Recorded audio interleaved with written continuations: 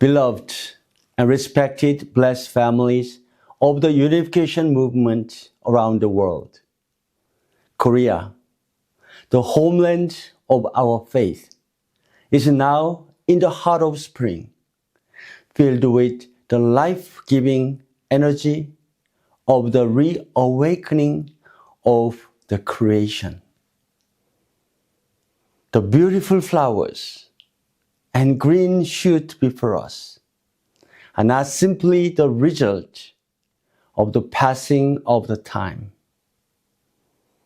Like going through the labor of childbirth, they break the silence of the cold winter earth, burst through its hardened shell, and finally emerge into the light.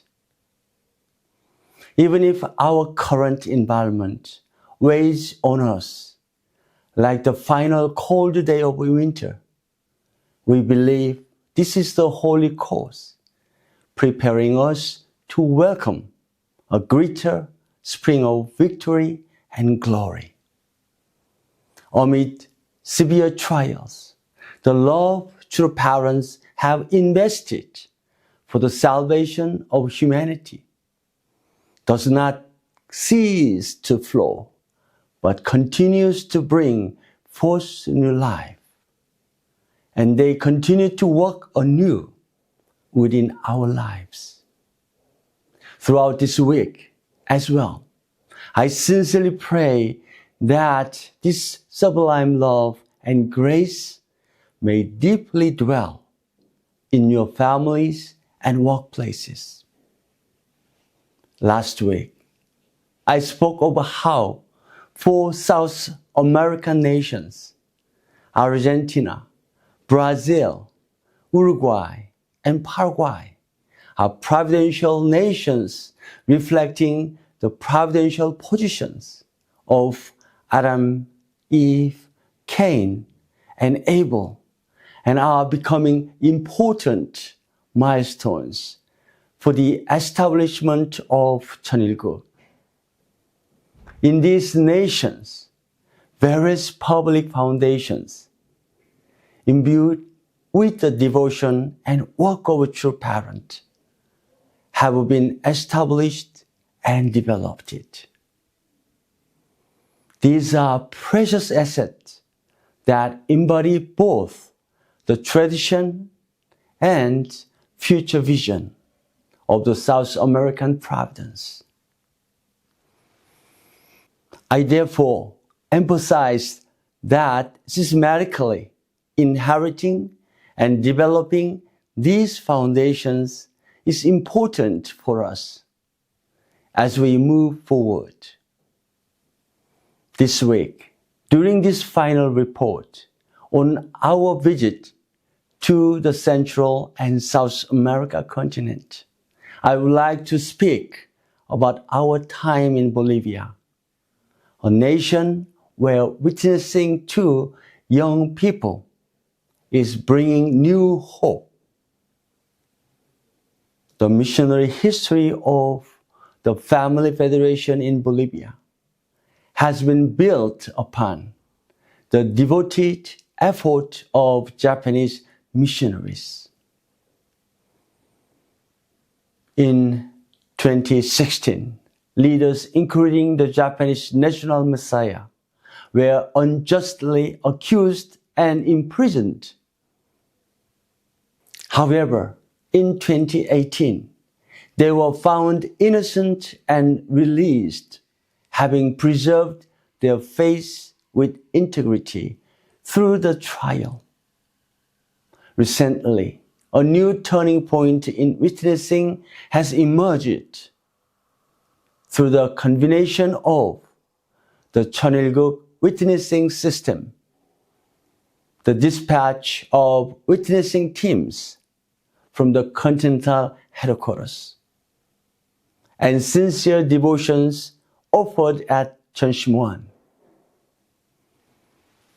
As a result, as of 2025, Bolivia ranked second in the world in number of new members after the DR Congo in Africa, achieving a remarkable increase in membership of more than 20% over the previous year. Based on their diligent character as a people and the traditional educational foundation established by the missionaries, Bolivia is actively continuing the work of witnessing to and teaching young people, who then devote themselves as full-time volunteers, preserving the pure passion and atmosphere of the unification movement of the 1980s.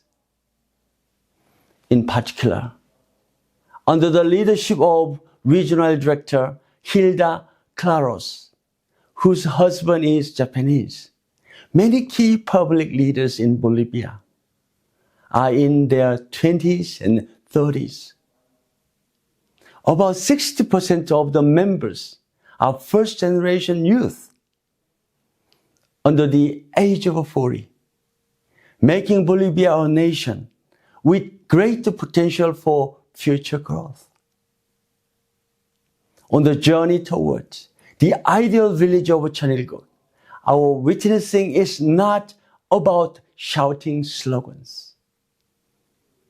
Rather, it begins with demonstrating our identity as citizens of the kingdom of heaven through our lives, before family and neighbors who know us best.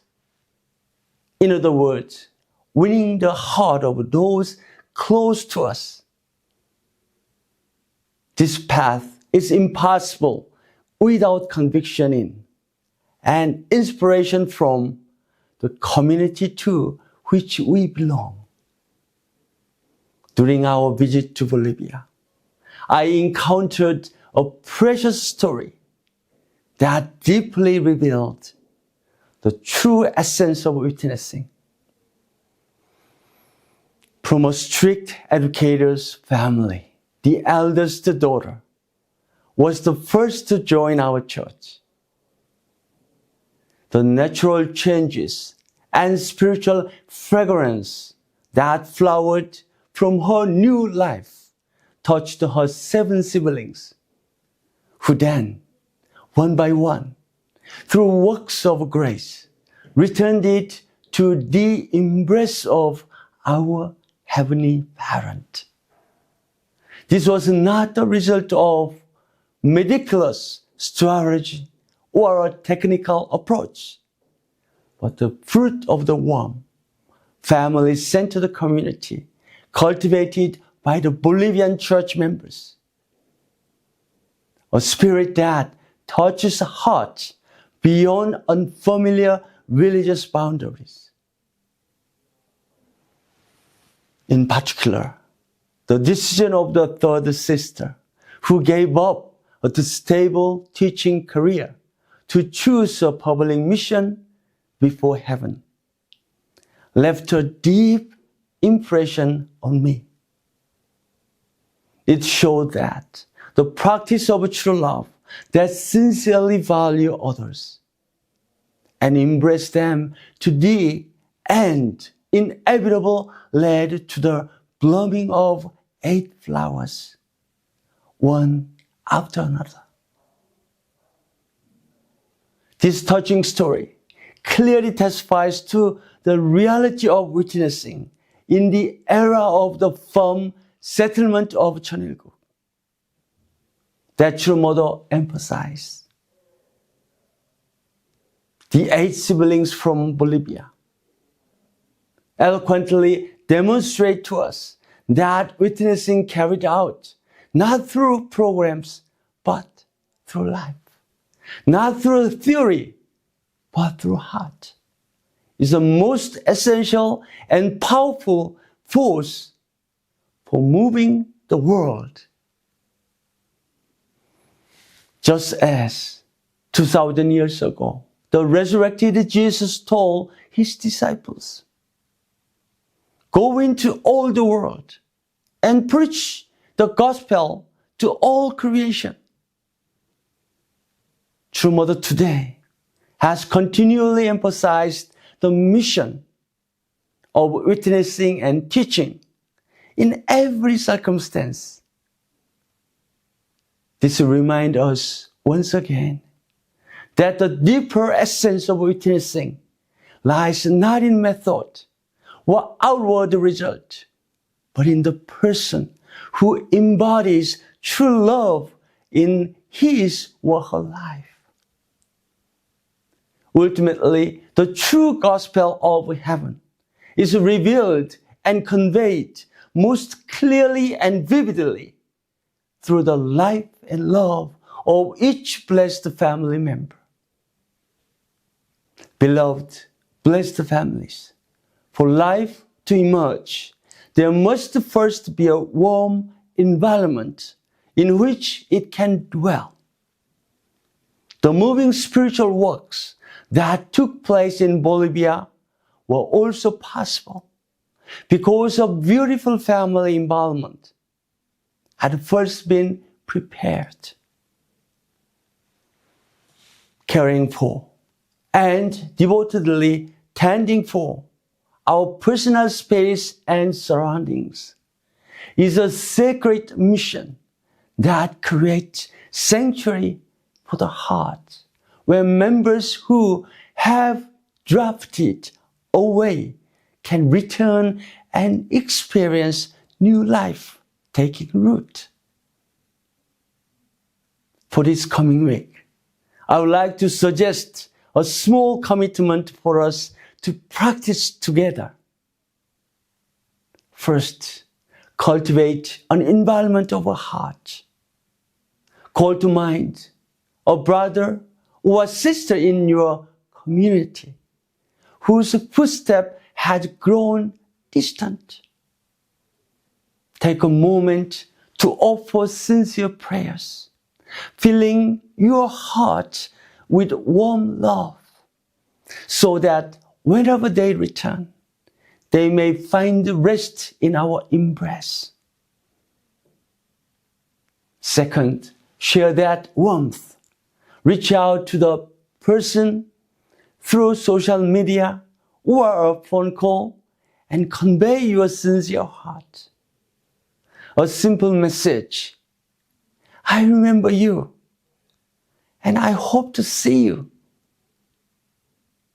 can become the key from Chanelu that opens even a firmly closed heart.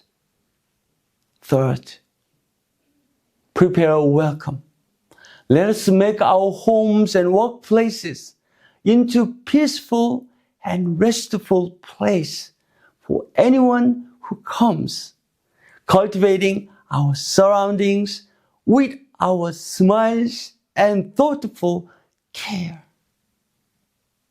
Within this warm environment, we prepare through our devotion the precious relationship that Heavenly Parents has prepared will come to fruition.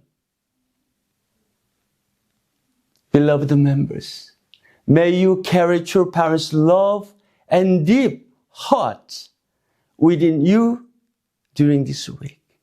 And may your day be filled with purpose and vigor as we walk together with heaven. I pray that Heavenly Parents' grace and peace will always be with you. And thank you, and God bless you.